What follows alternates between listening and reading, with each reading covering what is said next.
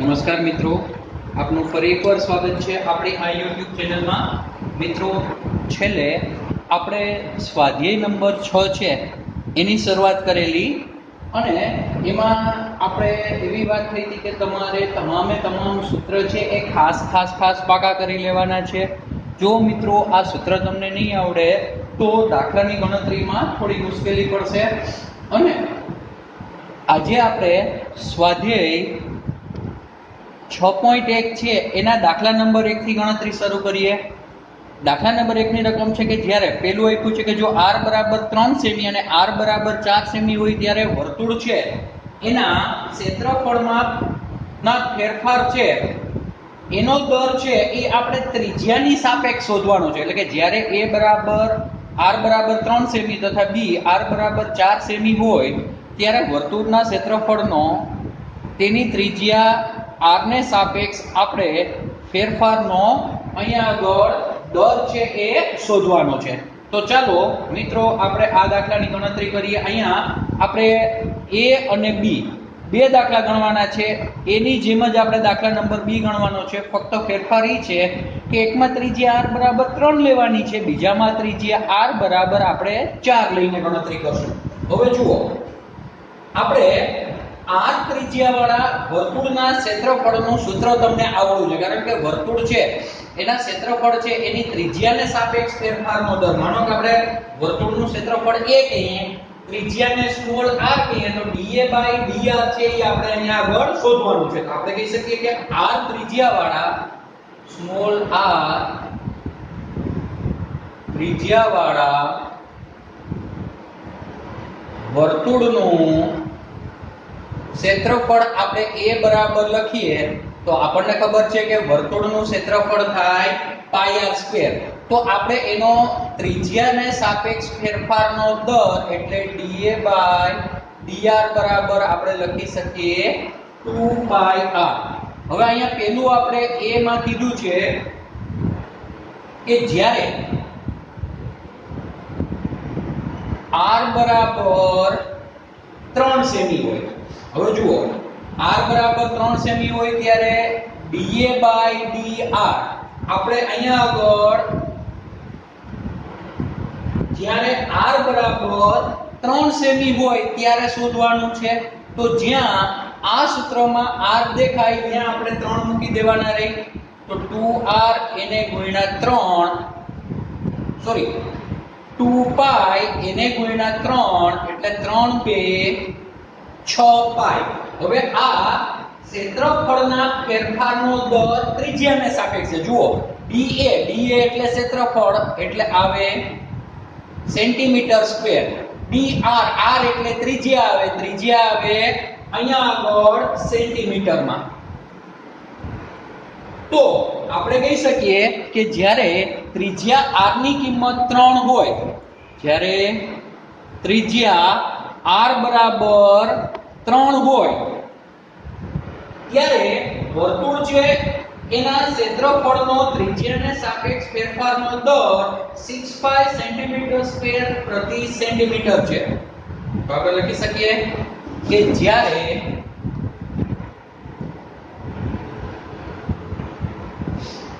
ત્રિજ્યા r બરાબર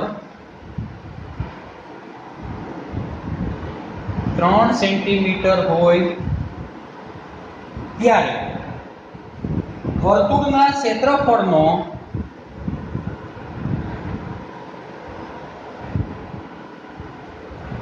ત્રિજ્યા r ને સાપેક્ષ ફેરફારનો દર બરાબર 6π સેન્ટીમીટર સ્ક્વેર પ્રતિ સેમી મળે. હવે બીજું આપણે r બરાબર, તમે આ જ દાખલો છે જ્યાં r બરાબર આપણે 3 સેન્ટીમીટર લીધા છે ત્યાં 4 સેન્ટીમીટર લઈ અને સેમ ફરી પાછી આ જ દાખલાની ગણતરી તમારે હોમવર્કમાં કરવાની છે. ચાલો મિત્રો, આ દાખલો છે એ તમારી પાકી બુકમાં ઉતારી લો. અતિશય સરળ દાખલા છે, પણ ધ્યાન રાખજો કારણ કે આ બેઝિક વસ્તુઓ છે. આના પછી આગળ આના ઉપયોગમાં કરી અને થોડા ડિફિકલ્ટ દાખલાઓ છે એની આપણે ગણતરી કરવાની થશે. હવે મિત્રો એના પછી આપણે કીધું છે કે એક સમઘનનું કદ 8 સેન્ટીમીટર ક્યુબ પ્રતિ સેકન્ડના દરથી વધે છે. હવે જુઓ અહીંયા આગળ આપણે સમઘન આપ્યો છે, એનું કદ, સમઘનનું કદ એટલે સમઘનનું ઘનફળ. મિત્રો આ સૂત્ર આપણે લખાવી દીધું છે સમઘન વાળું.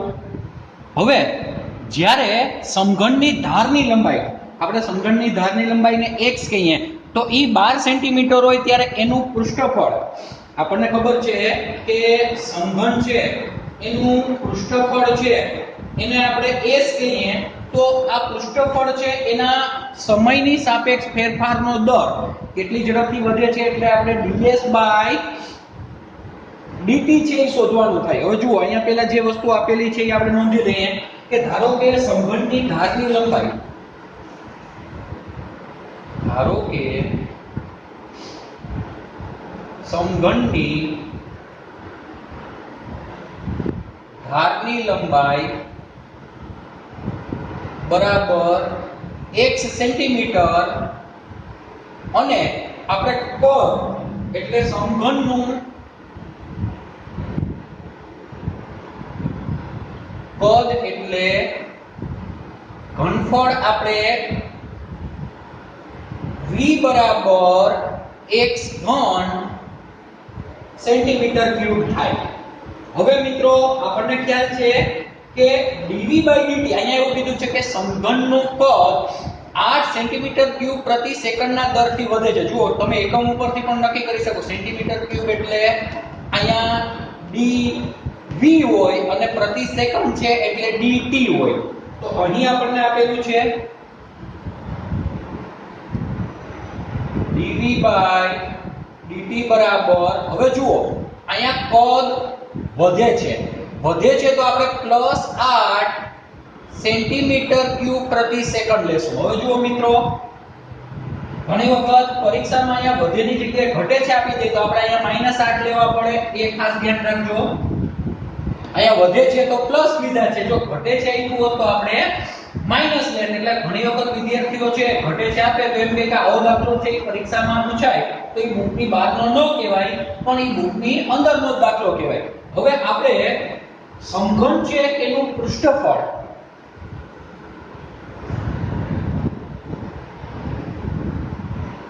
સમઘનનું પૃષ્ઠફળ આપણને ખબર છે કે s બરાબર 6x નો વર્ગ થાય.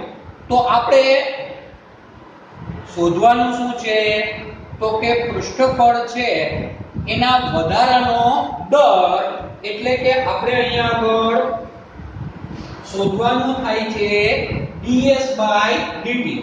હવે જુઓ અહીંયા આપણે કઈ વસ્તુ આપેલી છે તો અહીં v બરાબર આપણને x ઘન આપેલું છે. હવે dv/dt આપેલું છે તો આપણે અહીંયા આગળ dv/dt બરાબર શું લખી શકીએ 3x નો વર્ગ dx/dt લખવું પડે કારણ કે t ને સાપેક્ષ અહીંયા આપણે ફેરફારનો દર આપેલો છે. હવે dv/dt ની કિંમત અહીંયા આગળ મૂકી દઈએ અને એના આધારે આપણે dx/dt છે એની કિંમત શોધી લઈએ. તો અહીંયા આપણે dv/dt એટલે કેટલા છે તો કે આ બરાબર 3x નો સ્ક્વેર બરાબર dx/dt. તો આપણે dx/dt છે એની કિંમત મળે આ 3x વર્ગ બરાબર ની આ બાજુ જાય તો 8/3x નો વર્ગ એટલે dx/dt છે એની કિંમત મળે 8/3x નો વર્ગ. હવે આપણને s બરાબર આપ્યું છે 6x નો વર્ગ. આપણે શોધવાનું શું છે તો કે ds/dt. તો ds/dt બરાબર આપણે શું લખી શકીએ ds/dt બરાબર 6 એને ગુણ્યા 2x * d dx by dt એટલે 6 2 12x into dx by dt. હવે જુઓ અહીંયા રકમમાં આપણે એવું કીધું છે કે ધારની લંબાઈ 12 હોય. અહીં x બરાબર 12 સેમી આપેલું છે, તો આપણે ds બાય dt બરાબર અહીંયા આગળ આપણે શું લખી શકીએ?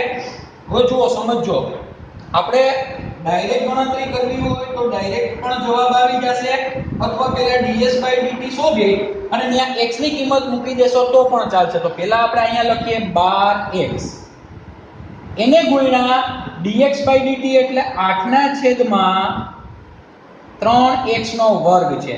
તો અહીંયા 4 3 12 એટલે 3 3 ચટ થઈ જાય, x વર્ગ અને x ચટ થઈ જાય એટલે 8 4 આપણે અહીંયા લખી શકીએ 32/x. હવે x બરાબર કેટલા છે? તો કે 12 સેમી. તો ds બાય dt બરાબર આપણે લખી શકીએ 32/12.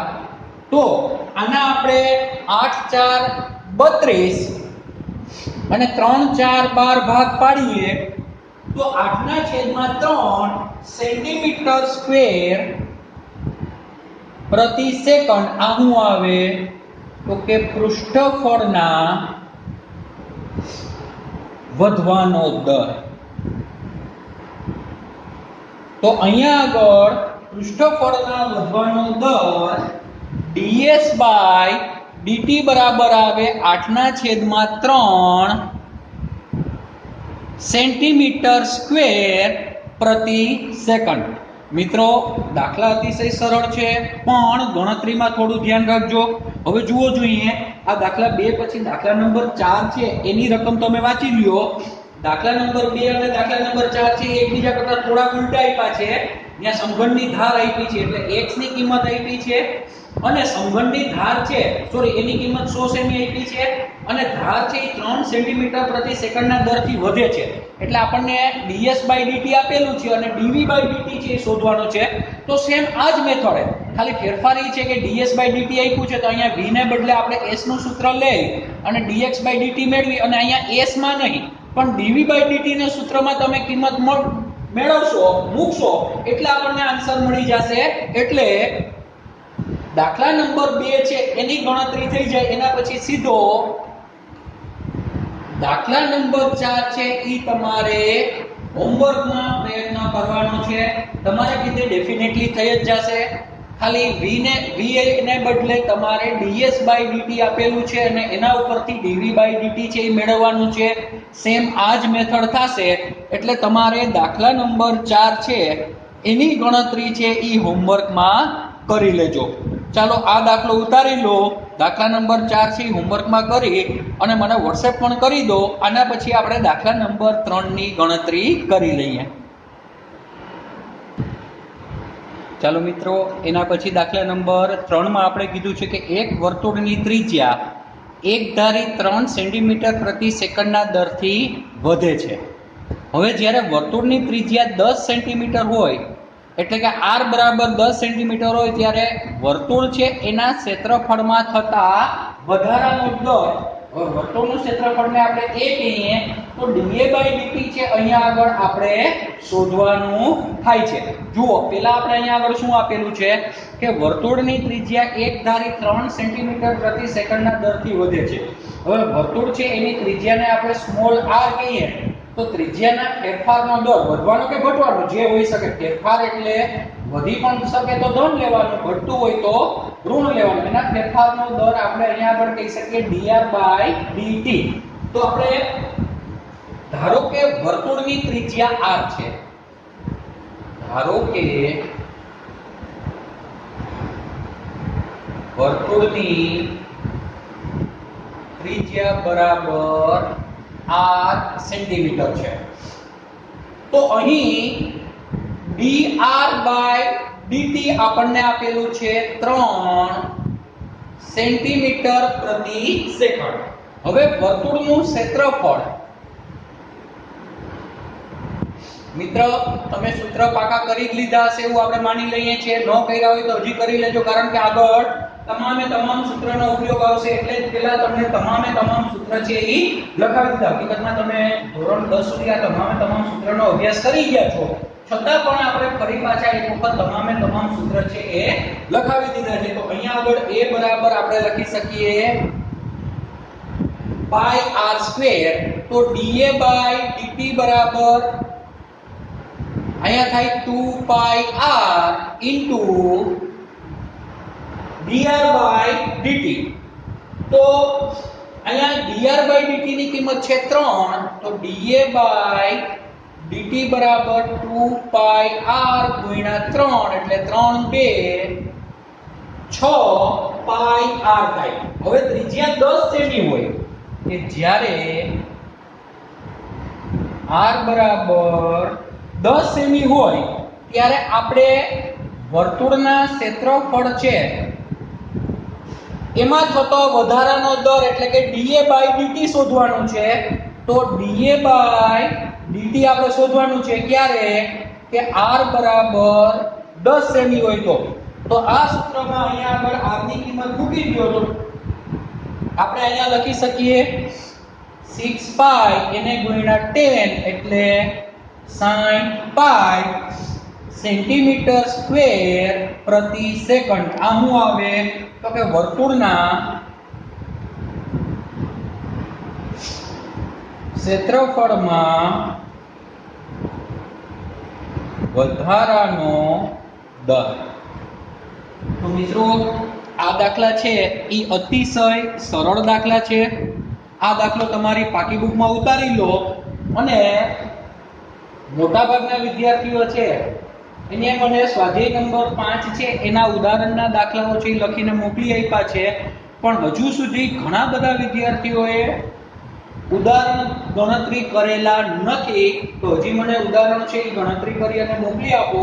અને આપણે તમને ખ્યાલ જ હશે કે 16 તારીખ અને ગુરુવારે પ્રકરણ નંબર 2, 3, 4 અને 5 આની ટેસ્ટ છે, અને એની પહેલા હું એક વખત તમારી પ્રકરણ નંબર 5 છે એની ટેસ્ટ ગોઠવી દઈશ. અને આપણે બને ત્યાં સુધી આ ટેસ્ટ છે એ જો તમે ઈચ્છો તો આ રવિવારે બપોર પછી તમને પ્રકરણ નંબર 5 છે એનું ટેસ્ટનું પેપર મોકલી દઉં તો તમે મને વોટ્સએપમાં જણાવજો. તો રવિવારે સાંજે 5 વાગે તમારે ખાલી પ્રકરણ નંબર સમગ્ર પ્રકરણ 5 ની ટેસ્ટ દેવાઈ જાય, અને આવતા ગુરુવારે તમારે ફિઝિક્સની ટેસ્ટ હશે અને એના પછીના ગુરુવારે આપણે મેથ્સની ટેસ્ટ હશે. તો એ રીતે તમારે તૈયારી છે એ કરવાની છે. અને હવે આના પછીના ભાગમાં આપણે આના પછી દાખલા નંબર 5 થી ગણતરી કરશું. તમારો ખૂબ ખૂબ આભાર.